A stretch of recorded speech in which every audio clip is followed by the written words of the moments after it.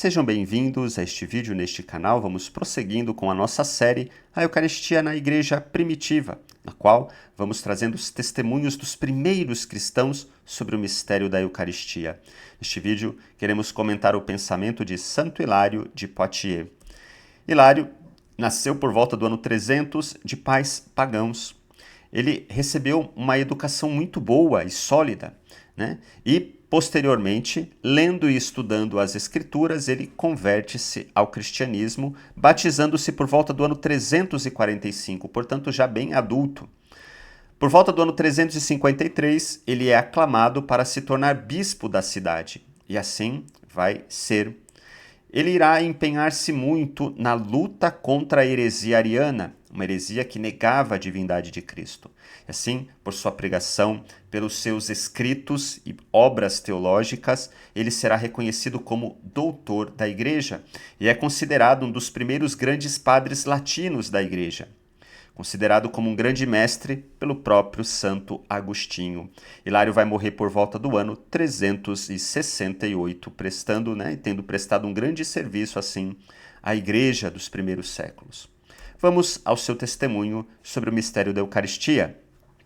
No tratado sobre o Salmo, número 9, ele escreve: Pois nossos pais também estiveram sob a nuvem, e foram batizados em Moisés no mar, e foram saciados com o maná que caiu do céu, figura do pão celestial. A própria Bíblia vai trabalhar essa ideia, né, de que os israelitas que atravessaram o mar, aquela imagem da travessia do mar era uma imagem figurada do batismo, que vai ser trazido, né, e inaugurado por Cristo na Nova Aliança. As realidades do Antigo Testamento eram figuras que apontavam para algo maior que viria posteriormente, né? Então também o maná. O maná que caiu do céu era uma figura do pão celestial. Era uma preparação para, né, um pão do céu verdadeiro que viria depois. Então é isso que Hilário aqui está dizendo, né? Essas coisas que foram realizadas tão salutarmente neles, lá na Antiga Aliança, também continham símbolos da nossa salvação. E aquele que nos dá este pão do céu é o mesmo que deu o maná no Sinai. Então, o maná no Sinai era um símbolo, era uma figura, era uma preparação para um verdadeiro pão do céu que seria dado depois. E Jesus vai dizer, né? Eu sou o pão vivo descido do céu. É Cristo quem dá o verdadeiro pão do céu. O maná era apenas uma imagem. Por isso temos dito que a Eucaristia não pode ser considerada simbólica, somente um símbolo do corpo de Cristo. Porque se a Eucaristia fosse somente um símbolo, ela seria menor do que o maná. O maná não era um símbolo. Era real aquilo que o povo comia no deserto. A Eucaristia deve ser maior do que o maná, por isso ela não pode ser algo simbólica, mas ela é de fato o corpo e o sangue de Cristo. É interessante que Hilário diz que o maná, que era real, aquilo que o povo comia, é que era um símbolo, que apontava para uma realidade maior. Qual realidade maior? O pão vivo descido do céu, o próprio Cristo, que tomando o pão diz: Isto é o meu corpo, tomando o vinho, isto é o meu sangue, né? Então, essa realidade é maior do que o maná. É o verdadeiro pão celestial. É isso que nos diz Hilário.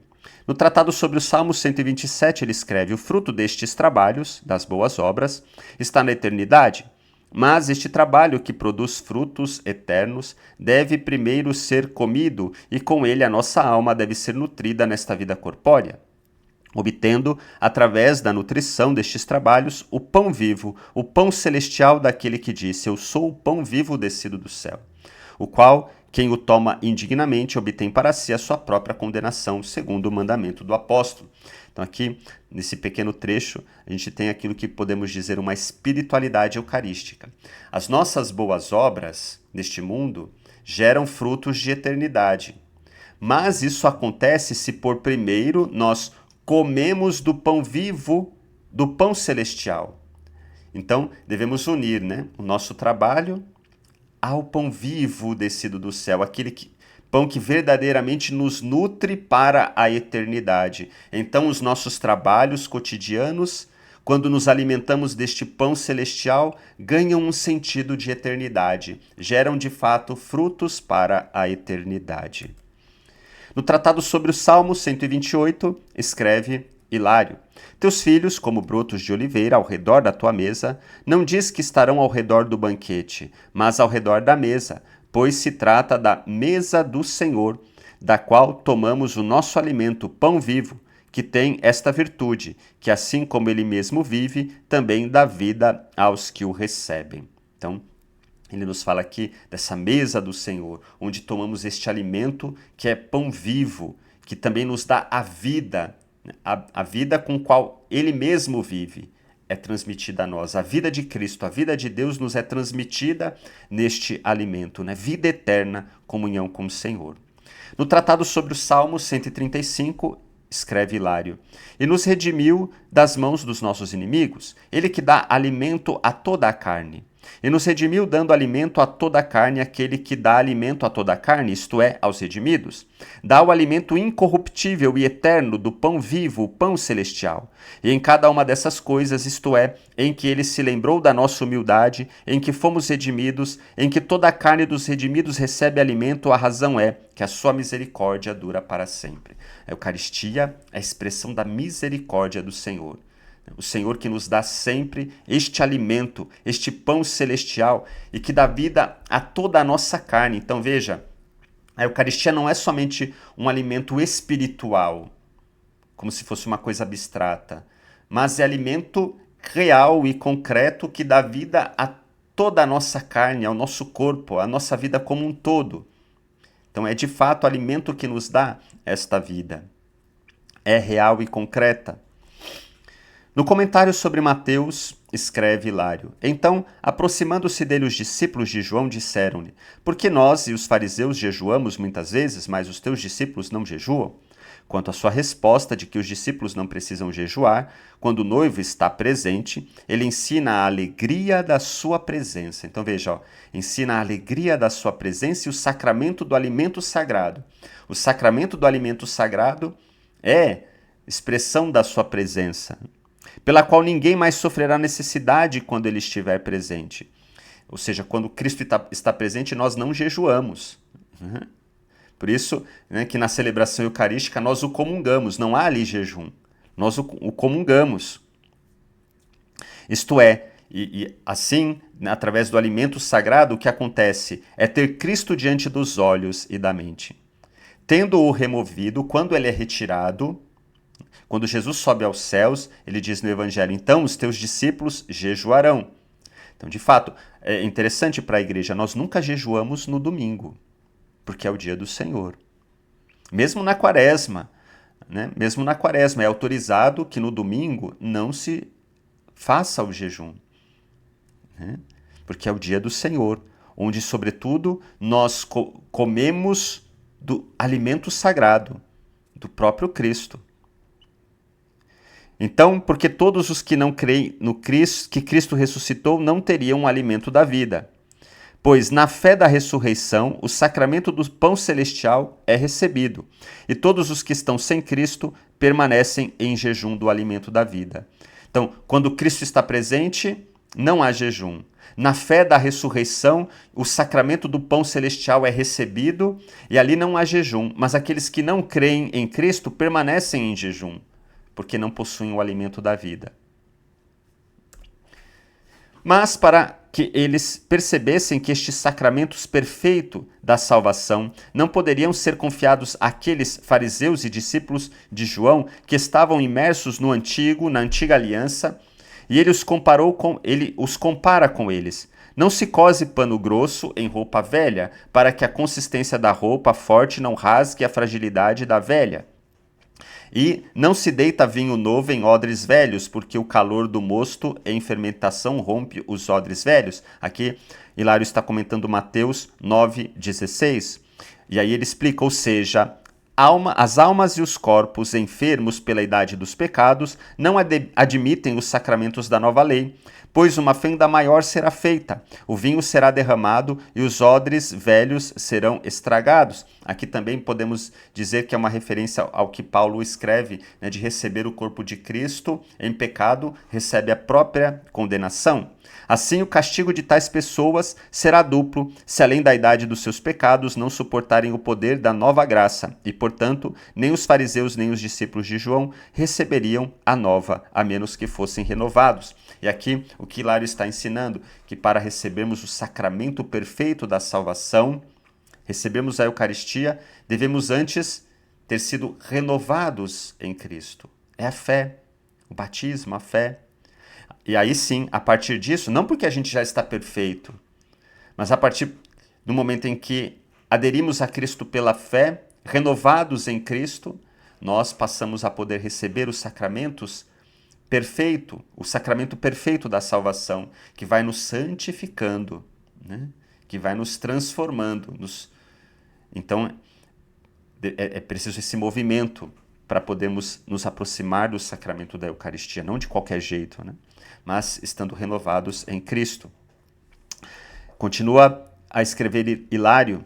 Depois disso, Judas é apontado como traidor, sem o qual a Páscoa é celebrada. Tendo tomado o cálice e dividido o pão, porque não fora digno da comunhão dos sacramentos eternos. Então veja como é bonito o modo como Hilário se refere à Eucaristia, né? Os sacramentos eternos, ele diz, sacramento perfeito da salvação, sacramento do pão celestial, sacramento do alimento sagrado. Então é bonito o modo como ele se refere à Eucaristia, né? Não é simbólico, né? É algo profundo, é um mistério. Pois que ele partiu imediatamente, Judas, né, é indicado pelo fato de ser mostrado retornando com as multidões. Nem poderia certamente beber com o Senhor, que não deveria beber no reino, visto que todos os que então beberam daquele fruto da videira receberam a promessa de bebê-lo com ele mais tarde. E depois de entoarem o hino, saíram para a montanha. Aqui é uma referência, né, à última ceia. Quando terminaram a última ceia, saíram cantando o hino. Isto é, tendo-se realizado as maravilhas dos mistérios divinos, eles são tomados pela alegria e exultação comum à glória celestial. Então, de novo, é bonito o modo como Hilário se refere, né, à última ceia, os mistérios divinos, e assim também a Eucaristia, né, os mistérios divinos, e quem dele participa são tomados pela alegria e exultação comum à glória celestial. Então, quem participa da Eucaristia deve experimentar a glória da exultação comum à glória celeste, pois participamos de alguma forma já do mistério divino do banquete celeste. Belo, né? Continua Hilário. Então ele ora, meu Pai, se for possível, afasta de mim este cálice, contudo não seja como eu quero, mas como tu queres. Será que ele não queria sofrer?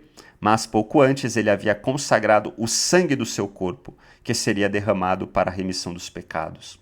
Aqui uma referência, né, o modo como, na última ceia, Jesus consagra o sangue do seu corpo, que seria derramado para a remissão dos pecados. Jesus antecipa a sua paixão na última ceia, né? Ao tomar o vinho, isto é o meu sangue, o sangue derramado. Não é simbólico, é real. No tratado sobre a Trindade, escreve Hilário.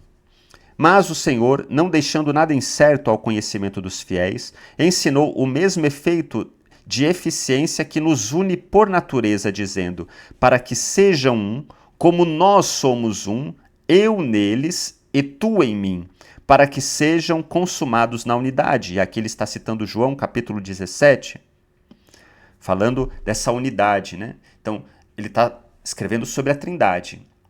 E aqui ele está escrevendo sobre o fato de que o Pai e o Filho são divinos, de que o Filho é divino. E o Pai e o Filho estão unidos por natureza e, ao mesmo tempo, também unidos a nós, para que sejamos, né, consumados na unidade. E aí continua Hilário. Agora pergunto àqueles que introduzem a mera unidade de vontade entre o Pai e o Filho. Ou seja, aqui ele está falando com relação aos arianos, aos hereges, que dizem que o Pai é divino, mas o Filho não, e que somente há uma unidade de vontade entre o Pai e o Filho. Mas o Filho não é Deus. Isso é uma heresia. E aí continua Hilário: como Cristo está em nós hoje pela verdade da natureza ou pela concórdia da vontade? Ou seja, nós estamos unidos a Jesus somente porque queremos seguir a sua vontade ou porque de fato ele está em nós?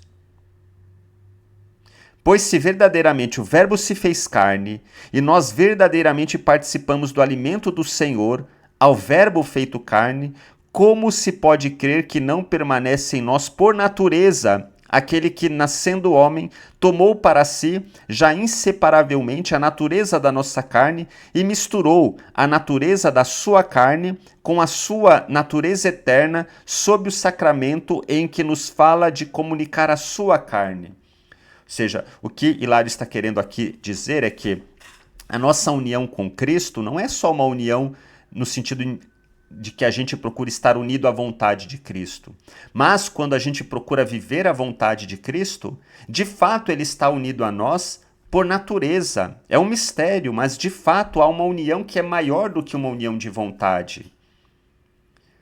Assim como o Filho está unido ao Pai, não só porque o Filho vive a vontade do Pai, mas porque o Pai e o Filho são um. Continua Hilário: portanto, somos todos um e o mesmo, porque, por um lado, o Pai está em Cristo e, por outro, Cristo está em nós. Portanto, quem nega que o Pai esteja em Cristo por natureza, nega primeiro que ele esteja em Cristo ou que Cristo esteja nele naturalmente. Então, quem nega que Cristo é divino, nega que o Pai está em Cristo e que Cristo está no Pai e que eles são um. Pois o Pai em Cristo e Cristo em nós nos fazem ser um e o mesmo neles. Então, somente se de fato o Pai e o Filho são um, não somente porque o Filho segue a vontade do Pai, mas porque eles são um e porque, por graça, eles também querem se fazer presente em nós, não somente na medida em que a gente procura viver a vontade de Deus, mas porque Deus se faz presente em nós, é que pode se realizar aquilo que está escrito em João capítulo 17. Portanto, se Cristo verdadeiramente tomou a carne do nosso corpo, e é verdade que o homem nascido em Maria é Cristo, e que nós também verdadeiramente tomamos a carne do seu corpo sob o sacramento, e em breve seremos todos um, porque o Pai está nele e ele está em nós, como se afirma a união da vontade, visto que a propriedade natural deste sacramento é ser um sacramento de perfeita unidade. Então aqui ele está trabalhando. De fato, o Pai está em Cristo, Cristo está no Pai. E assim também, na medida em que Cristo se fez humano e, ao se fazer humano, ele nos deu o seu corpo, nós também, na medida em que comungamos do seu corpo, passamos a estar em Cristo, Cristo em nós. E aí essa unidade se realiza. Por meio da Eucaristia, é que está dizendo Hilário. Então retomamos o texto de João 17, né? Onde ele diz: para que sejam um, como nós somos um, eu neles e tu em mim, para que sejam consumados na unidade. Para Hilário, essa unidade vai se realizando por meio do mistério da Eucaristia também. Continua Hilário: não devemos falar das coisas de Deus no sentido humano ou mundano, nem com palavras violentas ou imprudentes. Da pureza da doutrina celestial, devemos banir a malícia de uma interpretação ímpia ou errônea. Leiamos o que está escrito e entendamos o que lemos. Assim cumpriremos com a obrigação de ter uma fé perfeita, pois se não aprendermos de Cristo, diremos tola e impiamente as coisas que dizemos sobre a realidade natural de Cristo em nós, pois ele mesmo diz: minha carne é verdadeiramente comida e meu sangue é verdadeiramente bebida. Quem come a minha carne e bebe o meu sangue permanece em mim e eu nele. Não há dúvida sobre a verdade da carne e do sangue. Por enquanto, segundo as palavras do Senhor e segundo a nossa fé, é verdadeiramente carne e verdadeiramente sangue, que, uma vez comidos e bebidos, nos fazem estar em Cristo e Cristo em nós. E essa união é real, não é simbólica, não é somente porque nós seguimos a sua palavra, mas ela é e se torna real. Isso não é verdade? Pergunta Hilário. Certamente isto não é realidade para aqueles que negam que Jesus Cristo é o verdadeiro Deus. Então, quem nega que Cristo é Deus, também vai negar que Deus está em nós. Então, aquilo que João diz no capítulo 17 se torna uma mentira. Portanto, ele mesmo está em nós por meio da carne, e nós estamos nele. Isto que somos nós, por estar nele, está em Deus. Né? Então, essa realidade acontece em nós por meio da Eucaristia. Cristo se faz humano, né? Deus se encarna, nos dá a sua carne. Na comunhão com a sua carne, nós estamos em Deus. É isso que está dizendo Hilário. Até que ponto estamos nele? Através do sacramento da carne e do sangue que ele nos comunicou. Ele mesmo atesta dizendo: "E este mundo já não me vê, mas você me verá, porque eu vivo e você viverá, porque eu estou em meu Pai, e vocês em mim, e eu em vocês." Se ele queria que apenas a unidade de vontade fosse compreendida, por que ele indicou uma gradação e uma ordem na consumação da unidade, senão para que acreditássemos nisso, assim como ele está no Pai por natureza divina, nós, ao contrário, estamos nele pelo seu nascimento corporal e ele, por sua vez, está em nós pelo mistério dos sacramentos. E desta forma, a unidade perfeita é demonstrada através do mediador, pois, enquanto permanecemos nele, ele permanece no Pai, e enquanto permanece no Pai, ele permanece ao mesmo tempo em nós, e assim avançamos para a unidade do Pai, pois também estamos por natureza naquele que está no Pai por natureza, segundo o seu nascimento, enquanto ele também permanece em nós naturalmente. Então veja, essa unidade com Deus, ela acontece nessa gradação. Né? Então não é só porque eu sigo a vontade de Deus, eu estou unido a Deus. Não.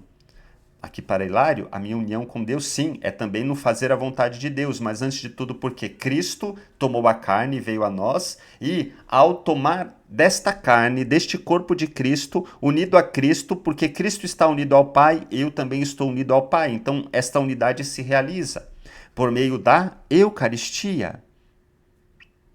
Então a Eucaristia não é só um símbolo, é real. Continua Hilário. Ele mesmo diz: quão natural é esta unidade em nós. Quem come a minha carne e bebe meu sangue permanece em mim e eu nele. Pois ninguém permanecerá nele exceto aquele em quem ele está, isto é, somente aquele que assumiu a sua própria carne possuirá a carne assumida. Ele já havia ensinado o sacramento desta unidade perfeita quando disse: assim como o Pai que vive me enviou, e eu vivo por causa do Pai, assim também quem come a minha carne viverá por causa de mim. Ele vive por causa do Pai, e assim como ele vive por causa do Pai, nós vivemos por causa da sua carne. Toda a comparação visa auxiliar o intelecto para que possamos compreender o que está sendo discutido de acordo com o exemplo proposto. Esta, então, é a razão da nossa vida, que em nós, que somos carnais, temos Cristo permanecendo por meio da carne, que viveremos por causa dele da mesma forma que ele vive por causa do Pai. Portanto, se vivemos por ele naturalmente segundo a carne, isto é, tendo adquirido a natureza da sua carne, como, se ele vive pelo Pai, não teria o Pai em si mesmo naturalmente segundo o Espírito? E ele vive pelo Pai, visto que o nascimento não lhe impôs uma natureza estranha e distinta, pois o que ele é, ele tem dele, e ainda assim não se distingue dele por nenhuma dissimilaridade acidental de natureza, visto que, por nascimento, ele tem o Pai em si mesmo, em virtude de sua natureza. Recordando todas essas coisas, porque os hereges, mentindo ao dizer que há apenas unidade de vontade entre o Pai e o Filho, usaram o exemplo de nossa unidade com Deus, como se estivéssemos unidos ao Filho e através do Filho ao Pai somente por submissão e vontade religiosas. E assim nenhuma propriedade de união natural foi concedida ao sacramento da carne e do sangue. Então, o que está dizendo aqui, Hilário? Os hereges que negam que Jesus é Deus, Jesus só nos deu um exemplo, né? Jesus é filho e é menor do que o pai, é uma criatura para os hereges. Ele nos deu o exemplo para que, vivendo a vontade de Deus religiosamente, nós nos unamos a Deus somente por meio da vontade. O que Hilário está dizendo, não. Essa união não é somente isso. Ela é uma união real. Porque Cristo é Deus e Cristo se fez humano e nos deu o seu corpo. E quando comungamos o seu corpo e consequentemente também buscamos viver a vontade do Pai, alimentados por Cristo e pela própria graça que Ele nos dá e nos comunica, essa união se torna real. Ao passo que o mistério da unidade verdadeira e natural deve ser proclamado pela honra que o dom do Filho supõe para nós, e pela permanência segundo a carne do Filho em nós, uma vez que estamos corporal e inseparavelmente unidos a Ele. Então veja, aqui nós vemos Hilário tratar a Eucaristia de modo real, como a Igreja Católica o entende hoje, como presença real de Cristo, que nos faz participar deste mistério de união com Deus. Então veja a grandeza deste sacramento, né? Não é somente a nossa união com Deus, não é somente um seguir a vontade de Deus a partir da palavra, como se o pão fosse somente a palavra. A palavra também é pão que nos alimenta, né? E também devemos estar unidos a Deus por meio da vontade, ao acolher a palavra e buscar viver a palavra. Mas essa união é maior do que isso. Ela é real a partir e na Eucaristia. Continua Hilário, e o próprio Senhor, esclarecendo-nos o mistério deste seu nascimento, falou assim: eu sou o pão vivo que desceu do céu. Se alguém comer do meu pão, viverá eternamente, chamando-se pão porque ele mesmo é a origem do seu corpo. E para que não parecesse que a virtude e a natureza do Verbo lhe faltassem, quando se encarnou, disse novamente que era o seu pão, para que, por isso, sendo ele o pão que desceu do céu, se pudesse crer que a origem do seu corpo não foi por concepção humana, visto que é manifesto que é um corpo celeste. Mas, sendo o seu pão, a declaração refere-se ao corpo assumido pelo Verbo, pois ele então acrescentou: se não comerdes a carne do Filho do Homem e não beberdes o seu sangue, não tereis vida em vós. Para que o fato de ser Filho do Homem e de ser ele mesmo o pão que desce do céu pudesse ser entendido como a assunção da carne concebida pelo Espírito Santo e nascida da Virgem, o que é significado pelo fato de o seu pão ter descido do céu e pelo fato de a carne e o sangue do Filho do Homem. Aqui o texto está falando da realidade da encarnação, né? Deus se encarnou de fato. Então é pão vivo descido do céu e é carne assumida, carne humana, né, da Virgem, que portanto se torna alimento para a nossa carne, que recebe, ao receber a Eucaristia, este dom do pão que vem do céu, que, portanto, não tem origem humana e que nos alimenta e nos coloca em realidade com as coisas do céu. É isso que Hilário está, assim, ensinando. Vemos aqui um ensinamento claro daquilo que posteriormente, né, e com uma outra linguagem, usando a linguagem filosófica, a Igreja chamará de transubstanciação, mas que aqui nós vemos de modo claro Hilário ensinar. A Eucaristia é o pão do céu, não é simbólico, é real. E ao comungarmos, participamos, né, da vida divina. Através de Cristo, nós passamos a fazer parte, né, da unidade do Filho com o Pai, o mistério da Trindade. E vamos assim recebendo em nós a vida divina. Então, esse é o sacramento, esse mistério divino, esse pão celestial que Hilário aqui chama belamente, nesta sua meditação, neste seu ensinamento, daquilo que ele recebe da tradição, como a gente tem visto, né? E aqui ele também transmite. Curta, compartilhe e continue nos seguindo em nossa série A Eucaristia na Igreja Primitiva. Paz e bem.